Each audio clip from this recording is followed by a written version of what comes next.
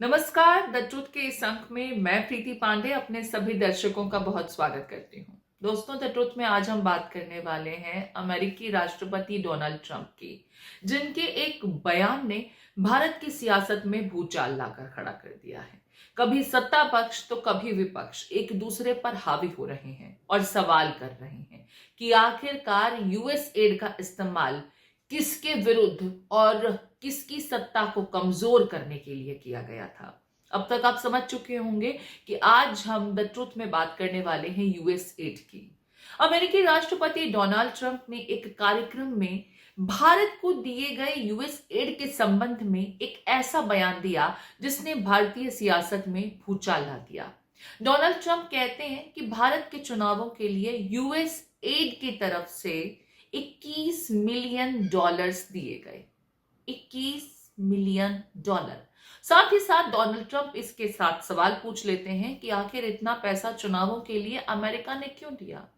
हम भी चाहते हैं कि अमेरिका में वोटर टर्नआउट बढ़े। हम भारत के वोटर टर्नआउट के पीछे क्यों संजीदा हैं, उसके लिए इतना पैसा खर्च क्यों कर रहे हैं। जरा सुनिए डोनाल्ड ट्रंप ने इस यूएस एड की रकम के संबंध में जो बयान दिया, जिसने बाद में भारत में सियासत में भूचाल लाकर खड़ा कर दिया। दरअसल वो बयान क्या था। Independent voices in Cambodia. $14 million for improving public procurement in Serbia. $486 million to the Consortium for Elections and Political Process Strengthening, including $22 million for inclusive, participatory political process in Moldova, and $21 million for voter turnout in India. What do we need to spend $21 million for voter turnout in India? And $21 million for voter turnout in India. What do we need to spend $21 million for voter turnout in India? Wow, $21 million. I guess they were trying to get somebody else elected. Wow, we ought to tell the Indian government, because when we hear that Russia spent about $2 in our country, it was a big deal, right?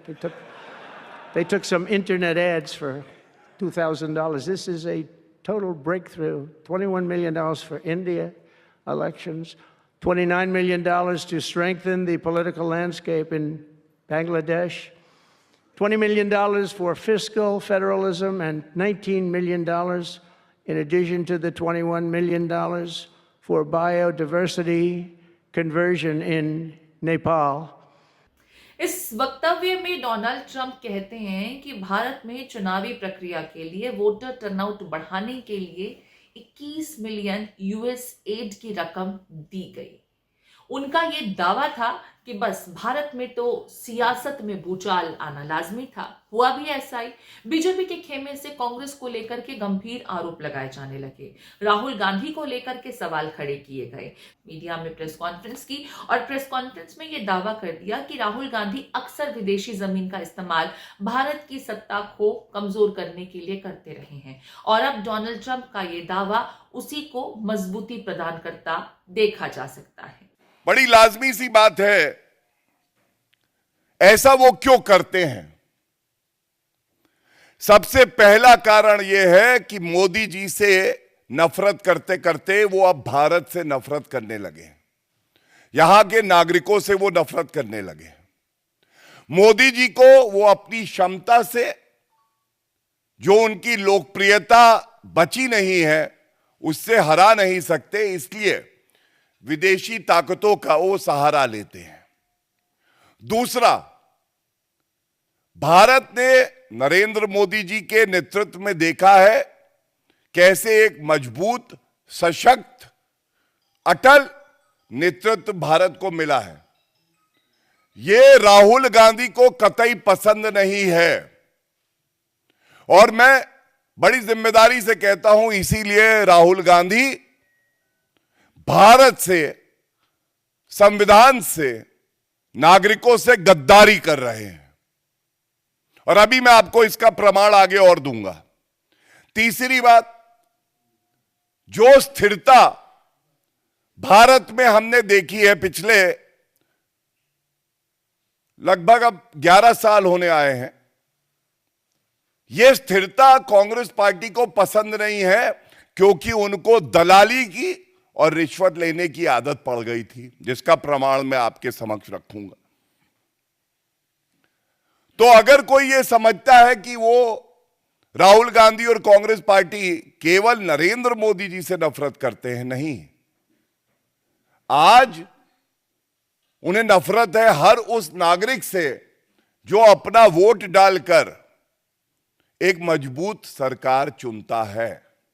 तो देखिए, Donald Trump के statement पर अगर हम rely करते हैं तो उनके मुताबिक भारत में चुनावों के लिए यूएस एड की तरफ से 21 मिलियन, जो कि 180 से 82 करोड़ के बीच की रकम हो सकती है, इतना पैसा भारत में चुनावों के लिए खर्च किया गया।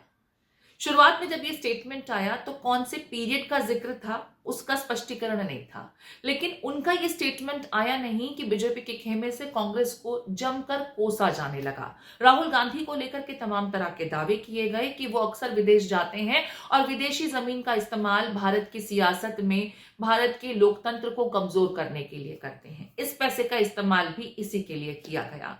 लेकिन कुछ ही समय बाद एक स्पष्टीकरण आया और एक खास टाइम फ्रेम का जिक्र किया गया, जिसके मुताबिक जब ये पैसा भारत में पहुंचा था तब देश में नरेंद्र मोदी की नहीं बल्कि यूपीए की सरकार थी। इसके बाद क्या था, कांग्रेस ने बैकफायर करना शुरू किया और एक एक करके जो तमाम कलई खुलती चली गई, उसके बाद अब विवादों में खुद बीजेपी आकर खड़ी हो गई, क्योंकि जिस समय जिस कार्यकाल का जिक्र किया जा रहा है उस समय यूपीए की सरकार थी। उसके बाद भी ऐसा नहीं है कि यूएस एड की तरफ से भारत में पैसा नहीं आया। वर्तमान में यूएस एड की तरफ से हाल फिलहाल के दिनों में जो पैसा आया वो केंद्र की बीजेपी सरकार को ही मिला। भारत में कई अलग अलग योजनाओं में उस पैसे का इस्तेमाल किया गया।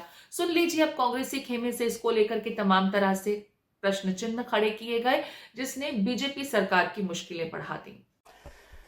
अब लगातार मोदी सरकार के मंत्री यूएस एड के अधिकारियों से बात करते हैं, मुलाकात करते हैं। आपको फोटोज और एनेक्शर्स में दे रहा हूं। 2024 में पीयूष गोयल कि भाई 2030 तक शुद्ध शून्य कार्बन उत्सर्जन के लिए बैठक यूएस एड से की। ये यूएस एड से क्यों पैसे ले रहे हो साहब? आप लो तो देश के हित में है, कोई किसी और सरकार में कोई एनजीओ ले तो वो देश के विरोध में है। षड्यंत्र तो यह है कि 2016 की नोटबंदी से ठीक पहले यूएस एड से कैशलेस इकोनॉमी पे समझौते नरेंद्र मोदी करते थे। तो ये डिमोनेटाइजेशन क्या अमेरिका के कहने से हुआ? किसको लाभ पहुंचा रहे थे आप इस डिमोनेटाइजेशन से? अमेरिका के हाथ की कठपुतली बने हुए थे। करोड़ों करोड़ों हिंदुस्तानियों की नौकरियां गई, अनऑर्गेनाइज सेक्टर बर्बाद कर दिया। अमेरिका के कहने से किया। हम भी ये जानना चाहते हैं। कोविड में $100 मिलियन नरेंद्र मोदी जी ने यूएस एड से लिया। हम क्या मान लें कि आप भी उनके हाथों में खेल रहे हो? कहने को कोविड के लिए था, दरअसल कुछ और था। तो बोलने से पहले इन्हें 10 बार सोचना चाहिए। अपने संघ का इतिहास देखना चाहिए पिछले 70 सालों का, कि संघ ने कहां कहां से पैसे लिए, विदेशों में क्या क्या ये करते हैं। अमेरिका में संघ किन बड़े धनाढ्य लोगों के ऊपर निर्भर रहता है। अब मेरे मुंह से नाम निकल जाता, फिर केस होते हैं। पवन खेड़ा साहब का तो आपने सुन लिया, लेकिन यहीं पर वो थमे नहीं। जैसे जैसे मामला तूल पकड़ता चला गया, कुछ और फैक्ट सामने आने लगे।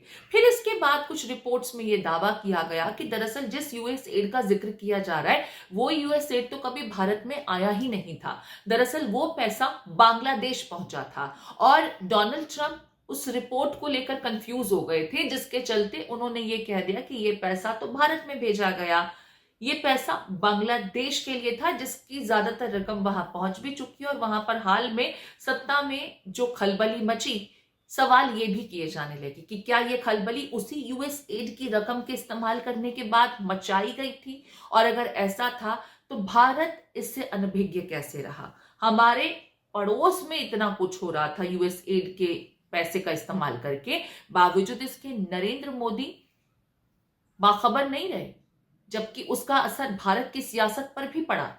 जरा सुन लीजिए विपक्षी खेमे के इन सवालों को भी। बिना बुलाए जाते हैं, पहली बात तो अनइनवाइटेड जाते हैं। जब शपथ थी तब बुलाया नहीं गया उनको, फिर भी गए। अब क्यों गए वो तो आप लोग कोई पत्रकारिता करिए, इन्वेस्टिगेटिव, तो मालूम पड़ेगा कि क्यों गए। लेकिन वहां जाकर मंच पर साथ में खड़े होकर ट्रंप साहब कहते हैं हम रेसिप्रोकल टैरिफ लगाएंगे। सीधा अपमान, सीधा धमकी। ये खिसियाते हुए मुस्कुरा रहे हैं। या तो समझ में नहीं आया क्या बोले, हमें नहीं मालूम क्यों खिसिया रहे थे, क्यों मुस्कुरा रहे थे। मुस्कुराने लायक तो कोई बात ही नहीं थी। रेसिप्रोकल टैरिफ, ये देखिए मोदी साहब घूम रहे हैं विदेशों में। कि आप ट्रंप साहब की धमकी सुनकर आ गए। उन्होंने कहा कि हम ब्रिक्स खत्म कर देंगे, मुस्कुरा रहे हैं साहब। उन्होंने कहा टैरिफ लगा देंगे भारत पर, मुस्कुरा रहे हैं साहब। ट्रांसलेटर दो थे, इसलिए कोई ये नहीं कह सकता कि उन्हें अंग्रेजी समझ में नहीं आ रही थी। दो ट्रांसलेटर थे। मुस्कुराइए मत, वो भी मुस्कुरा रहे थे, आप भी मुस्कुरा रहे हैं। जिन F-35 विमानों को खुद वहां के अदानी, अमेरिका के अदानी एलॉन मस्क बोल चुके हैं कि यह कबाड़ है, वही F-35 भारत पर थोपे जा रहे हैं और साहब मुस्कुरा रहे हैं। यह हुआ अमेरिका में। और हमें आकर कहते हैं कि हम यूएसएड से पैसा लेके इन्हें अस्थिर करते हैं। आप खुद जाकर अपनी सरकार को, अपने देश को अस्थिर कर आए हैं, उसका जवाब कौन देगा? इतना ही नहीं, कई तरह के सोशल मीडिया प्लेटफॉर्म्स पर यूएस एड से संबंधित हमने पोस्ट देखे, जिसके बाद खुद बीजेपी अब ये स्पष्टीकरण दे रही है कि यूएस एड के पैसे जब बीजेपी के शासनकाल में भी देश में आए तो उस पैसे का इस्तेमाल किन नीतियों के लिए, किन पॉलिसीज के लिए किया गया, न कि चुनाव को प्रभावित करने के लिए। हालांकि एक तस्वीर में एस जयशंकर साहब जो विदेश मंत्री हैं, उनकी भी तस्वीर यूएस एड के अधिकारियों के साथ देखी गई। दावा तो यह भी किया गया कि प्रधानमंत्री नरेंद्र मोदी की मुलाकात भी इन लोगों के साथ हुई। बीजेपी के कई मंत्री यूएस एड से पैसा लेकर के अपने विभाग का काम चलाते रहे हैं। जैसे ही बीजेपी ने कांग्रेस पर यूएस एड के पैसे का इस्तेमाल देश में लोकतंत्र को कमजोर करने के लिए आरोप के तहत करना शुरू किया, वैसे ही कांग्रेस ने भी गड़े मुर्दे उखाड़ने शुरू किए और उसके बाद ये आरोप लगाने लगी कि दरअसल यूएस एड का इस्तेमाल तो बीजेपी भी करती रही है, बीजेपी के मंत्री भी करते रहे हैं। जरा सुन लेते हैं पवन खेड़ा साहब को। नरेंद्र मोदी जी ने यूएस एड से लिया, हम क्या मान लें कि आप भी उनके हाथों में खेल रहे हो? कहने को कोविड के लिए था, दरअसल कुछ और था। तो बोलने से पहले इन्हें 10 बार सोचना चाहिए, अपने संघ का इतिहास देखना चाहिए पिछले 70 सालों का, कि संघ ने कहां कहां से पैसे लिए, विदेशों में क्या क्या ये करते हैं, अमेरिका में संघ किन बड़े धनाढ्य लोगों के ऊपर निर्भर रहता है। अब मेरे मुंह से नाम निकल जाता, फिर केस होते हैं। यूरोप में क्या होता है, लंदन में क्या होता है, कौन है संघ के लोग लंदन में और क्या क्या मीटिंग्स करते हैं, किसके खिलाफ मीटिंग्स करते हैं, किस तरह के षड्यंत्र रचते हैं, क्या किसी से छिपा हुआ है? हम भी 54 साल 7 महीने 40 दिन सरकार में रहे हैं, हमारे पास भी कुछ सूचनाएं होंगी। हम चुप हैं इसका मतलब नहीं कि हम वक्त पे नहीं बोलेंगे। हम चुप हैं इसका मतलब ये नहीं कि वक्त पे हम ऐसे कठोर कदम नहीं उठाएंगे कि संघ मुंह दिखाने लायक, शाखाएं तो छोड़ दीजिए, मुंह दिखाने लायक नहीं बचेगा। आज जो उछल रहे हैं, हमें मालूम है उनको कैसे बैठाना है और कब बैठाना है। अब यूएस एड की और मैं आपको बताऊं, देवेंद्र फडणवीस जी, मतलब पूरी लिस्ट है, अभी इतनी लंबी लिस्ट पढ़ूंगा तो पूरा दिन निकल जाएगा। 10 नवंबर 2022 को देवेंद्र फडणवीस जी उनसे आपसी सहयोग की चर्चा करते हैं। क्यों? यूएस एड का क्या मतलब है भारत में? अगर आपको लगता है यूएस एड इतना गलत है, आपके मंत्री, आपके मुख्यमंत्री, आपके उप मुख्यमंत्री, आपके तमाम संतरी मंत्री सब इन्हीं से मिलकर बात कर रहे हैं। क्यों? अब सबसे बड़ा सवाल यूएस एड को लेकर के ये है कि जिस 21 मिलियन रकम का जिक्र लगातार किया जा रहा है, जिसको एक बार नहीं, 2 बार नहीं, अब तक 4 मर्तबा अलग अलग प्लेटफॉर्म्स पर डोनाल्ड ट्रंप कर चुके हैं, वो रकम क्या भारत कभी आई थी या नहीं? और अगर वो रकम बांग्लादेश गई थी तो भी ये चिंता का विषय है कि यूएस एड की रकम किसी देश की सरकार को कमजोर करने के लिए भी इस्तेमाल में लाई जा रही है। और इसे लेकर के भारत सरकार को थोड़ा सा संजीदा हो जाना चाहिए, बाखबर रहना चाहिए, क्योंकि ये दावा तो अमेरिका कर ही रहा है कि भारत के लिए भी उस रकम को अलॉट किया गया था, जिसे अब डोनाल्ड ट्रंप बंद करने की बात कर रहे हैं। क्योंकि अगर वो पैसा बांग्लादेश गया और बांग्लादेश में जो खलबली मची वो उसी पैसे की वजह से थी, तो वो पैसा अगर भारत आता तो क्या ऐसे ही रिपरकर्शंस हम भारत में भी देखते हैं। बहरहाल यूएस एड के मुद्दे को लेकर के दोनों ही खेमे एक दूसरे पर आरोप लगा रहे हैं, स्पष्टीकरण भी सामने आ रहे हैं, लेकिन फिलहाल ऐसा लगता है कि विश्व का जो सबसे मजबूत देश है वो अपने मुल्क से कुछ रकम दूसरे देशों में सिर्फ वहां की सरकारों को कमजोर करने, वहां के लोकतंत्र को डगमगाने के लिए करता रहा है। और अगर ऐसा है, इससे जुड़े हुए तथ्य और सामने आते हैं तो ये सोच का विषय है कि इसके लिए, इसे रोकने के लिए ये सरकारें क्या कर रही हैं। इस मुद्दे को आप किस तरीके से देखते हैं? आपके कमेंट्स का इंतजार रहेगा।